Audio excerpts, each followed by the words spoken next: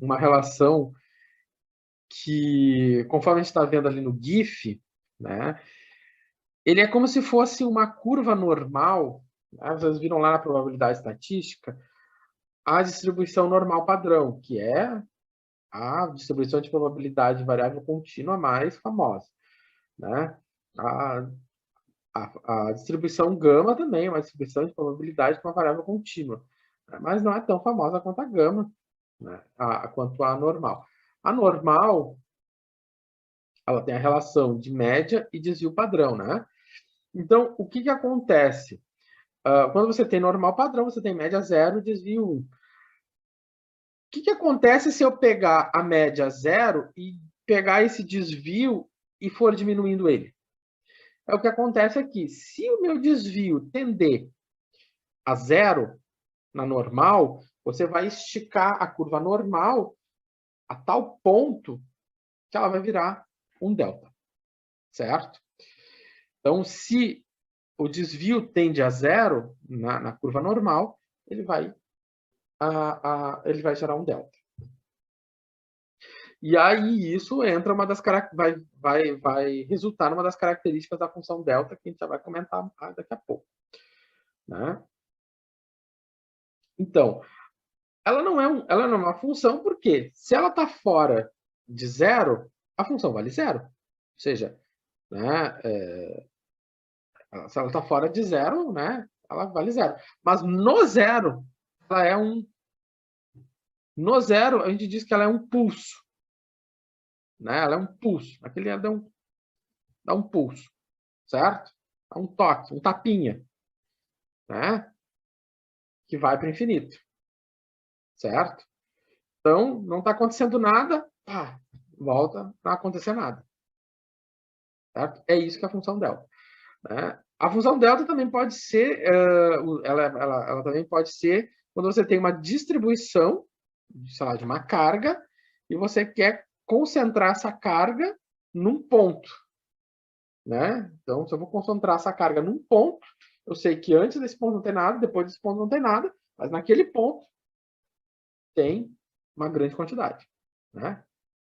Tem um pulso. Bom, então, a função delta, ela representa isso. Né? É o que tem a ideia que esse GIF tenta trazer.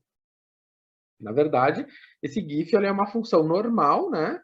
Onde eu estou diminuindo, eu tô diminuindo o meu desvio. Então, o Azinho ali é o desvio, né? Eu estou diminuindo o desvio. E você vê que não é, sei lá, o máximo que ele chega é 1 na 10. Imagina eu botar aqui 1 na 1000. O que vai acontecer, né? Ele vai ser, né? Vai ser um pico.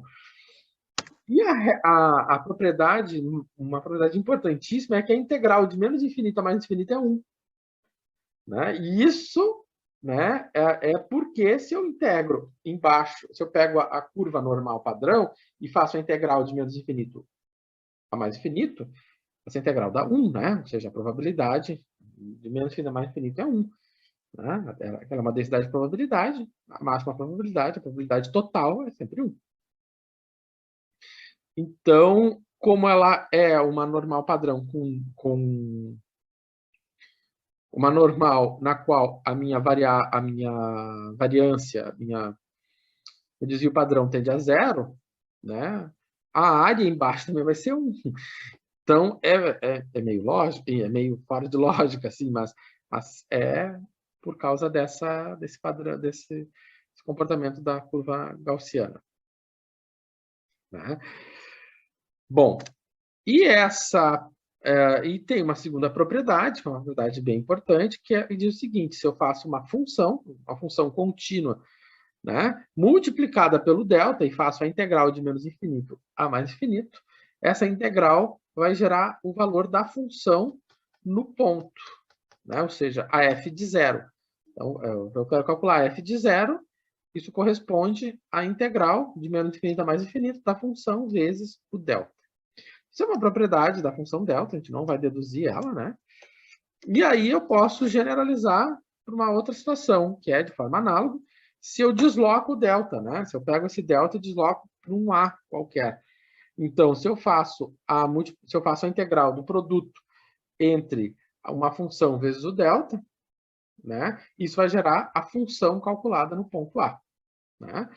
Então, a função calculada no ponto A ela também pode ser interpretada dessa forma. E uma propriedade importante é que a derivada da função delta é a função de Heaviside, certo? Então, existe, né? Existe uma derivada, existe uma integral, né? E essa derivada, essa integral, né? Elas existem. No caso, a derivada da função delta é a função de Heaviside.